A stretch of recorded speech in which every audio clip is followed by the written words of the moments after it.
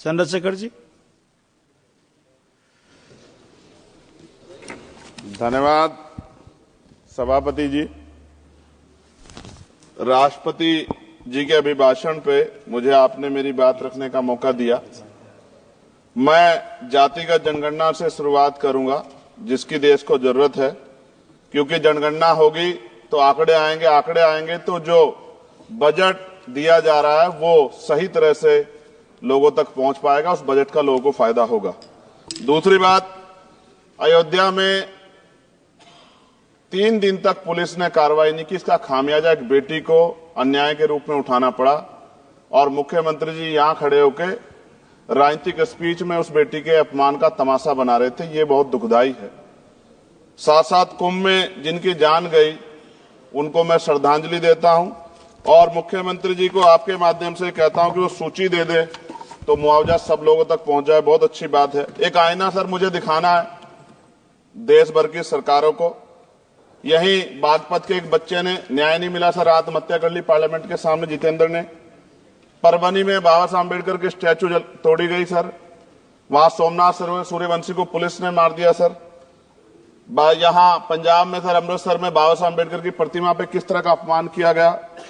गोरखपुर में 2 दलित बच्चों की हत्या हुई सर। सूरत में एक दलित बच्ची को फीस ना चुका कारण अपमानित किया गया, उसने सुसाइड कर लिया सर। झुंझुनू में राजस्थान में एक बच्चे की पिटाई की गई मटकी छूने पे सर दोबारा। कठुआ जम्मू में सर एक नाबालिग बच्ची का सामूहिक बलात्कार किया गया सर। साथ साथ सहारनपुर में भूमाफियाओं ने शमशान की भूमि को देवबंद में सर जबरन कब्जा करने की कोशिश की, गोलीबारी की सर। आजमगढ़ में सूरज की हत्या सर हो गई है और पुलिस बचाने काम करे अपराधियों को। सर SC ST को पहले जमीन मिलती थी पट्टों के रूप में, कई सरकार ने दी। उन जमीनों को पहले तो दबंगों ने कब्जा के रखा और अब उन जमीनों को सरकार भी छीन रही है सर।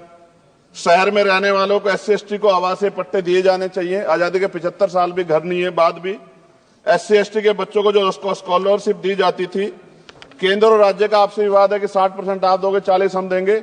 इस चक्कर में कई बार स्कॉलरशिप सब नहीं समय पहुंचती, मानसिक प्रताड़ना होती है, स्कूल परेशान करते हैं, कॉलेज। इसलिए मेरी राय है सर कि 0 बैलेंस पे उन बच्चों का एडमिशन कराया जाए। जब सरकार कुछ करना ही चाहती तो बच्चों को फायदा हो जाए। और देश भर में सर बहुत सारे छात्रावास बने हैं, लेकिन उन छात्रावास की स्थिति ऐसी है जर्जर, जैसे हमारे स्कूलों की है।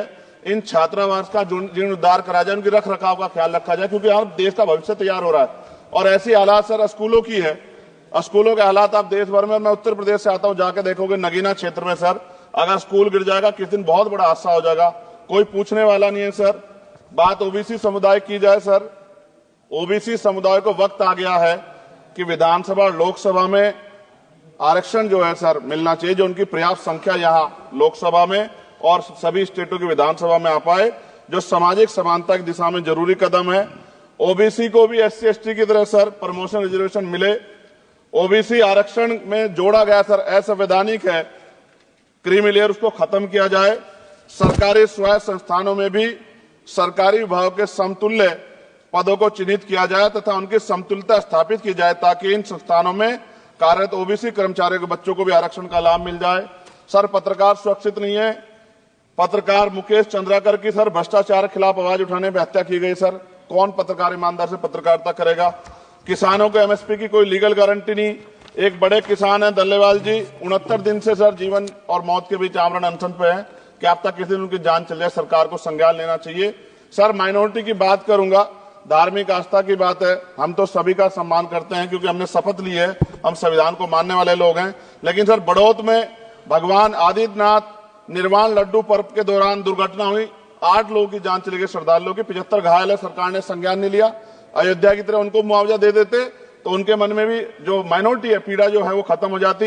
न्यायालय द्वारा पारित आदेश के बावजूद जैन समाज को जैन महातीर्थ गिरनार जूनागढ़ गुजरात पे पूजा करने रोका जाए, जो उनके मौलिक अधिकार का उल्लंघन है सर।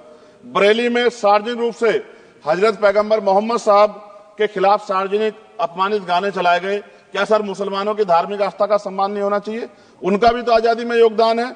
और इनको अपराधियों किसका संरक्षण की खुलेआम इतने इस तरह गाने बजा के अपमानित कर रहे हैं। संभल की हिंसा में सर 74 लोगों की गिरफ्तारी हुई है और वहां के मुस्लिम डर के साए में है। सरकार बेगुनाहों की गिरफ्तारी बंद करे। महाराष्ट्र में सर चंद्रपुर जिला पड़ता है, मैं अभी गया था, तालुका चिमूर में ताडोबा फॉरेस्ट में संग्रामगिरी पहाड़ पर बौद्ध स्थल है सर, बहुत पुराना।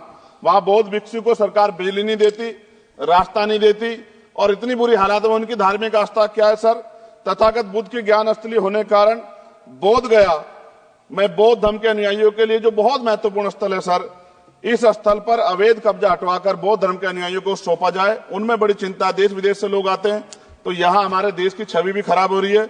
और अभी 12 फरवरी को सदगुरु रविदास जी महाराज की जयंती है और 14 अप्रैल को बाबा साहब अम्बेडकर की, 11 अप्रैल को राष्ट्रपिता ज्योतिबा फुले, इनको मानने वाले लोग नए कार्यक्रम करना चाहते हैं। अभी जिस विचार की सरकार है सर, वो तो कोई कार्यक्रम कर लें, लेकिन अगर ये कार्यक्रम करना चाहते हैं तो इनको कोई छूट नहीं है और नई परमिशन नहीं मिल रही। खत्म करूंगा सर, अंत में थोड़ा सा और रह गया सर, इसको खत्म करूंगा। लेकिन सर मैं जानना चाहता हूं, क्या सरकारी पैसे पे एक ही धर्म का अधिकार है?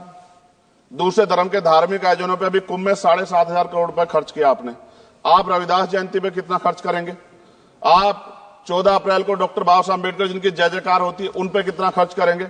और उनके विचारों को आगे बढ़ाने के लिए आप क्या सहयोग करेंगे? ये सवाल बहुत बड़ा है।